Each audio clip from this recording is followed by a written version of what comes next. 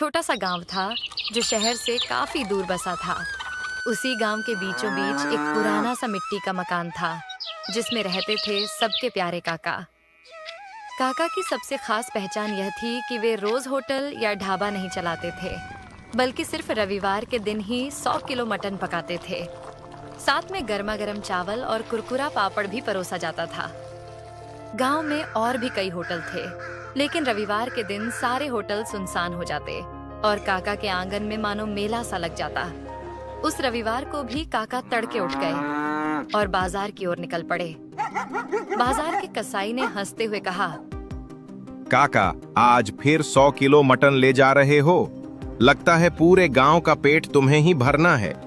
काका ने मुस्कुराते हुए जवाब दिया, अरे भैया, रविवार का दिन है और रविवार मतलब काका का मटन। आज सबका पेट भी भरेगा और मन भी। वे भारी भरकम मटन उठाकर धीरे धीरे घर पहुंचे। दरवाजे पर उनकी पत्नी काकी खड़ी थी। काकी बोली, सुनते हो, इतना सारा मटन अकेले ढोलाते हो, थकान नहीं होती क्या? क्यों ना हम गांव में ही एक होटल खोल ले। रोज यही काम होगा तो थोड़ा आसान हो जाएगा। होटल? अरे भगवान, ये कैसी बात कर रही हो? अगर होटल खोलेंगे तो रोज बनाना पड़ेगा। रोज बनाएंगे तो लोगों को वही स्वाद कहाँ मिलेगा? अभी तो लोग हफ्ते भर इंतजार करते हैं, तभी उनका प्यार और स्वाद दोनों बरकरार रहता है। पर मुझे तो लगता है कि तुम्हारे हाथ का स्वाद कभी कम ही नहीं होगा। लोग हर दिन भी खाएंगे तो उबेंगे नहीं। बस यही राज तो मैं किसी को नहीं बता सकता। ये स्वाद रविवार का ही है और रविवार का ही रहेगा। काका ने बड़ा सा लोहे का बर्तन रखा और नीचे लकड़ी का चूल्हा जला दिया। सबसे पहले उन्होंने खड़े मसाले, दालचीनी, लौंग, काली मिर्च, जीरा को सिलबट्टे पर पीसकर ताजा मसाला तैयार किया। फिर उसमें उनका गुप्त मसाला डाला, जिसकी खुशबू पूरे आंगन में फैल गई। करीब 2 घंटे तक मटन धीमी आंच पर पकता रहा। उधर दूसरी ओर बड़े भगोने में चावल उबल रहे थे और काकी कड़क पापड़ तल रही थी। काकी ने हंसते हुए कहा, अरे ये खुशबू तो मोहल्ले के कोने कोने तक पहुंच गई है। देखना, 12 बजते ही लोग उमड़ पड़ेंगे। लोगों के चेहरे पर जो चमक होती है ना, वही मेरे लिए सबसे बड़ी कमाई है। जैसे ही घड़ी ने 12 बजाए, लोग आने लगे। कोई परिवार पूरा आ गया तो कोई साइकिल से भागा भागा आया। बच्चे खुशी से उछल रहे थे। काका, जल्दी दो, भूख लगी है। काका बड़े प्यार से प्लेट सजाते। गर्मा गर्म चावल, मसालेदार नली वाला मटन और साथ में पापड़। पहला निवाला खाते ही सब बोल उठते, वाह काका, ये तो कमाल है। आप रोज क्यों नहीं बनाते? अरे भाइयों, यही तो मजा है। अगर रोज मिलेगा तो ये स्वाद खास कहाँ रहेगा? याद रखो, ये मटन सिर्फ रविवार को ही मिलेगा। आपका राज चाहे जो हो काका, पर आपका मटन तो लाजवाब है। हम तो पूरे हफ्ते इंतजार करते हैं बस रविवार के लिए। धीरे धीरे भीड़ इतनी बढ़ी कि दोपहर होते होते सारा मटन खत्म हो गया। कई लोग मायूस होकर बोले, काका, जरा ग्रेवी ही दे दो, वही बहुत है। माफ करना भाइयों, अब तो ग्रेवी भी नहीं बची। अगला रविवार आने तक सब्र करो। लोग निराश होकर पर मुस्कुराते हुए लौट जाते और कहते, ठीक है काका, फिर मिलेंगे अगले रविवार। रात को जब सब सन्नाटा हो गया तो काका और काकी खाट पर बैठे बातें कर रहे थे। काकी बोली, तुम सच में बहुत अच्छा मटन बनाते हो। क्यों ना हम सचमुच एक होटल खोल लें? लोग रोज आएंगे। भगवान अगर रोज बनाएंगे तो ये स्वाद अपना जादू खो देगा। स्वाद का असली मजा इंतजार में है। शायद तुम सही कहते हो, पर मुझे पूरा यकीन है कि तुम्हारे हाथ का स्वाद कभी भी लोगों के दिल से नहीं निकलेगा। इतना कहकर दोनों ने रात की शांति में मुस्कुराते हुए नींद की ओर कदम बढ़ाए।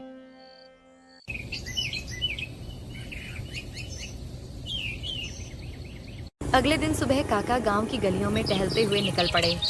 चलते चलते वे चौक पर बने पीपल के पेड़ के नीचे जाकर बैठ गए। लोग आते जाते काका को प्रणाम करते, पर काका अपनी मुस्कान के साथ सबको आशीर्वाद देते रहते। इतने में एक नौजवान उनके पास आया और बोला, काका, आप यहाँ अकेले बैठे हो? अगर समय हो तो मेरे साथ चलो। मेरा एक छोटा सा ठेला है जहाँ मैं चिकन करी बनाता हूँ। चाहता हूँ कि आप मेरे चिकन का स्वाद लेकर बताओ उसमें क्या कमी है। अरे भैया, ये तो और भी अच्छा है। यहाँ यूं ही बैठने से तो अच्छा है तुम्हारा चिकन चख लिया जाए। चलो दिखाओ अपना हुनर। दोनों उसके ठेले पर पहुंचे।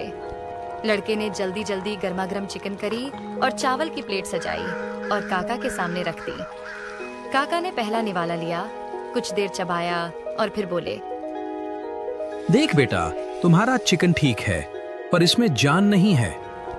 लड़का हैरानी से बोला, जान नहीं है? काका, मैं तो ताजा मसाले डालता हूँ। बात मसालों की नहीं है, तुम चिकन को मैरिनेट करते हो क्या? नहीं काका, मैं तो सीधे पका देता।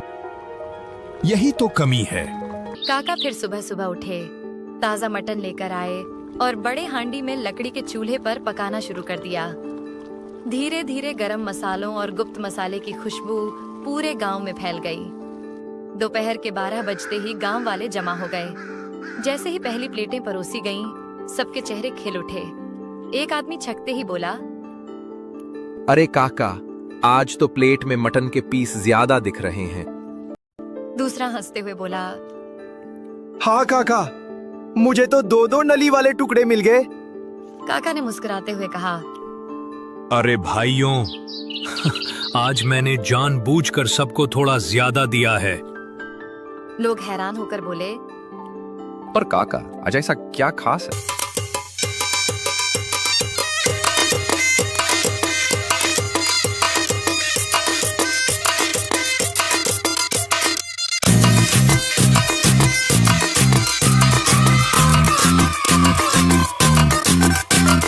झटका जरा सा महसूस हुआ एक, लाइफ की गाड़ी ने कस के मारा ब्रेक। हो रहा है क्यों कंफ्यूज मेरे दिल, मशवरा मेरा तू आजमा के देख। यही उम्र है कर ले गलती से मिस्टेक, यही उम्र है कर ले गलती से मिस्टेक, यही उम्र है कर ले गलती से मिस्टेक, यही उम्र है कर ले गलती से मिस्टेक बेटा।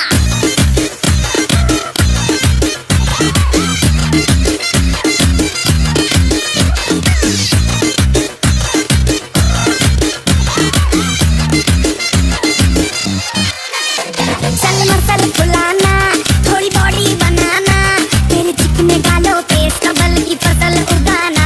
अरे रे रे ओबे, चल बेटा शुरू हो जा शुरू, बगल उठा के थोड़ा डियो लगाना, किसी बगल वाली को मर्दानी खुशबू सुंघाना। चल ऊपर से 2 बटन ढीले करके बताना, बालों वाला सीना दिखाना, बालों वाला सीना दिखाना। बरसों तक तू साइकिल पे घुमा है, हाईवे पे मोटर साइकिल भगा के देख। स्पीड में तुझको अगर सर्दी लगे तो सीट पे पीछे लड़के बिठा के देख। यही उम्र है कर ले गलती से मिस्टेक, यही उम्र है कर ले गलती से मिस्टेक, यही उम्र है कर ले गलती से मिस्टेक, यही उम्र है कर ले गलती से मिस्टेक बेटा।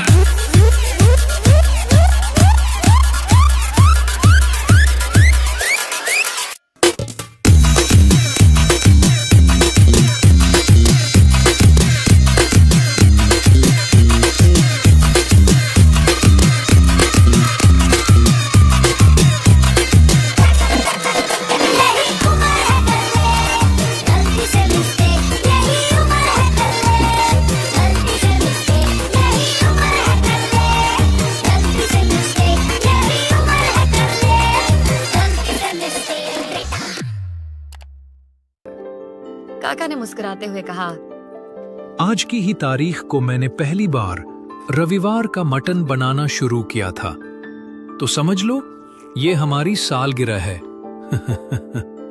उसी खुशी में आज सबको दुगना मटन मिलेगा। गांव वाले खुशी से झूम उठे और खाने में डूब गए। थोड़ी देर में वे लोग भी आ पहुंचे जो पिछले रविवार को रह गए थे। काका ने उन्हें भी प्लेटें सजाकर दी। वे चाव से खाने लगे और बोले, वाह काका, इंतजार तो बहुत लंबा था, पर आज तो 2 गुना स्वाद मिला। भीड़ में एक नया चेहरा भी था। साफ कपड़े पहने, थोड़ा शहरनुमा अंदाज वाला आदमी। उसने काका की थाली खाई और फिर धीरे से बोला, काका, अगर आप मुझे ये रेसिपी बता दो तो मैं आपको जितना कहो उतने पैसे देने को तैयार हूँ। काका ने भौहें चढ़ाते हुए पूछा, अरे भाई, तुम कौन हो? आज पहली बार देख रहा हूँ। मैं शहर में बड़ा होटल चलाता हूँ। तुम्हारे मटन की चर्चा सुनी थी, इसलिए यहाँ चला आया। अगर ये रेसिपी मिल जाए तो मेरे होटल का धंधा दुगना हो जाएगा। काका शांत होकर बोले, मान लो कि मैं तुम्हें ये बता भी दूं, तो भी तुम्हें वही स्वाद नहीं मिलेगा। वो हैरान होकर बोला, क्यों काका?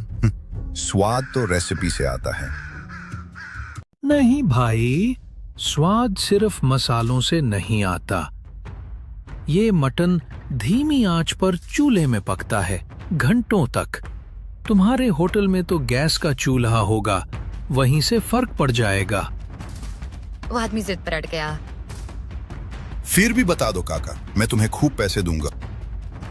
पैसों से स्वाद नहीं बिकता। अगर कभी मुझे अपना राज बताना होगा तो मैं अपने गांव वालों को बताऊंगा, तुम्हें नहीं। ये सुनते ही वो शहर वाला गुस्से में बड़बड़ाता हुआ वहां से चला गया। वाह काका, आप तो सच में गांव की शान हो। बस भाइयों, यही प्यार ही मेरी असली कमाई है।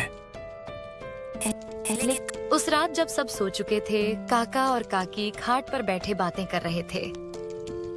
भगवान, अब उम्र हो रही है। सोचता हूँ हमारे इस मटन के राज को आगे कौन संभालेगा।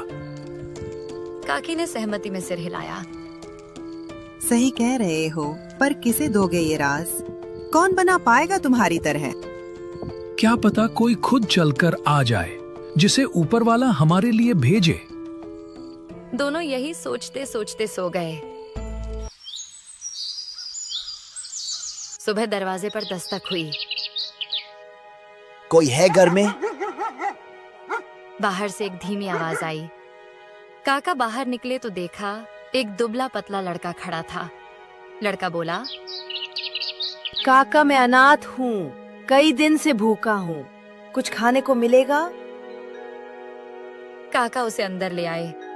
काकी ने तुरंत चावल और बचे हुए मटन के टुकड़े परोसे। लड़के ने आंखों में आंसू लिए खाना खाया। काका ने प्यार से पूछा, बेटा, तुम अनाथ हो और हमारे भी कोई संतान नहीं। क्या तुम हमारे साथ रहना चाहोगे? लड़का कुछ देर सोचकर बोला, काका, मुझे खुशी होगी आपके साथ रहने में। आज से तुम हमारे बेटे हो। अब हमारा राज भी तुम्हारा है।